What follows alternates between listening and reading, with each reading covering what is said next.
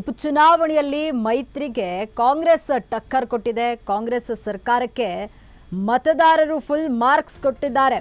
ಉಪಚುನಾವಣಾ ಗೆಲುವಿನ ಉತ್ಸಾಹದಲ್ಲಿ ಸಿದ್ದರಾಮಯ್ಯ ಇದ್ದು ವಿರೋಧಿಗಳಿಗೆ ಲಾಠಿ ಬೀಸಿದೆ ಕಾಂಗ್ರೆಸ್ನ ನಾಯಕರು. ಹಲವು ಆರೋಪಗಳಿಗೆ ಚುನಾವಣೆಯಲ್ಲಿ ಉತ್ತರವನ್ನ ಕೊಟ್ಟಿದ್ದಾರೆ.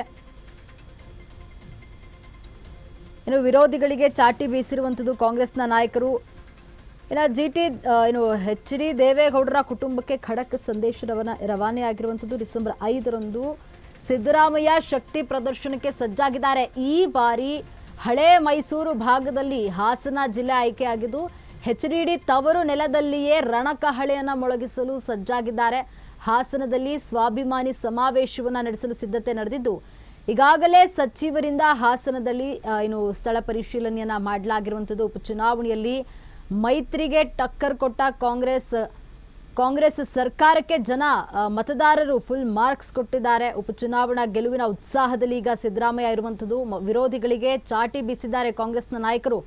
ಹಲವು ಆರೋಪಗಳಿಗೆ ಚುನಾವಣೆಯಲ್ಲಿ ಸಿಎಂ ಉತ್ತರ ಕೊಟ್ಟಿದ್ದಾರೆ. ಎಚ್ ಡಿ ದೇವೇಗೌಡರ ಕುಟುಂಬಕ್ಕೆ ಖಡಕ್ ಸಂದೇಶವನ್ನ ರವಾನೆ ಮಾಡಿದ್ದಾರೆ.